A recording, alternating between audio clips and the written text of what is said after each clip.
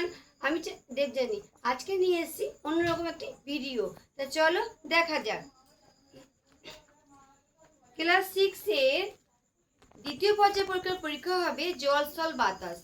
জল স্থল বাতাস মধ্যে কোন কোন প্রশ্নগুলো খুবই ইম্পর্টেন্ট সেগুলো আমি বলে দিচ্ছি। দেখো, ভালো করে তোমরা শুনে নাও। বায়ুমণ্ডল, বায়ুমণ্ডল ভালো করে পড়বে। বায়ুমণ্ডলের স্তরগুলো কোন কতগুলো স্তর, সেই স্তরগুলো ভালো করে পড়বে। নেক্সট, পৃথিবীকে নীলগ্রহ বলা হয় এবং কেন, সেটা বায়ুমণ্ডল না থাকলে কি হতো। নেক্সট,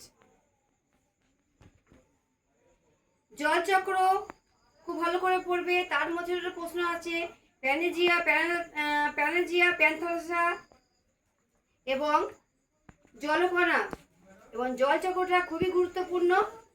এবং তারপরে চলে আসছে মহাদেশ ও মহাসাগরে। মহাদেশ ও মহাসাগরের মধ্যে ছোট ছোট প্রশ্নগুলো খুবই গুরুত্বপূর্ণ, এগুলো ভালো করে আলোচনা করবে। এবং চলে আসছে বড় কোশ্চেনের মধ্যে আসতে পারে আন্টার্কটিকার জীবজগৎ, এগুলো একটু ভালো করে দেখবে। বরফে ঢাকা মহাদেশ থেকে আসতে পারে, যেমন 39 পাতার প্রথম পাতার অনেক রকম কোশ্চেন আছে, যেমন পৃথিবীর হিমবাহ, জীবন্ত আগ্নেয়গিরি, আন্টার্কটিকার সর্বোচ্চ শৃঙ্গ, আন্টার্কটিকার আরেক নাম কি, এইগুলো। এবং আন্টার্কটিকার জীবজগৎ নিয়ে আলোচনা। তার মধ্যে চলে আসছে আন্টার্কটিকার ভবিষ্যৎ, খুবই গুরুত্বপূর্ণ বড় কোশ্চেনের জন্য। এবং তারপরে চলে আসছে আবহাওয়া জলবায়ু।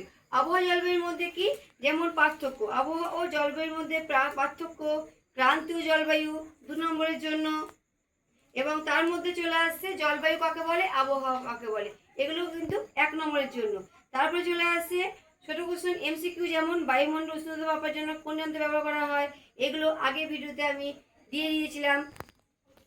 এবং বায়ুর আর্দ্রতা মাপা হয় কোন যন্ত্রের সাহায্যে, বায়ুচাপ মাপা হয় কোন যন্ত্রের সাহায্যে, বায়ুভয়ের দিক মাপা হয় কোন যন্ত্রের সাহায্যে, বায়ুর গতিবেগ মাপা হয় কোন যন্ত্রের সাহায্যে, এবং বৃষ্টিপাত মাপক পরিমাপ যন্ত্রের নাম কি, সেইগুলো খুব ভালো করে দেখতে হবে। এবং এর মধ্যে পরিপ্রেক্ষিতে রয়েছে যেগুলো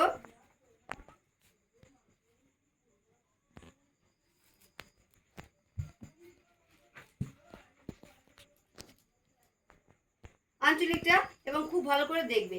এবং আঞ্চলিক জানতে হলে আমার পরের অন্য ভিডিওতে আমি আলোচনা করব। তো টাটা।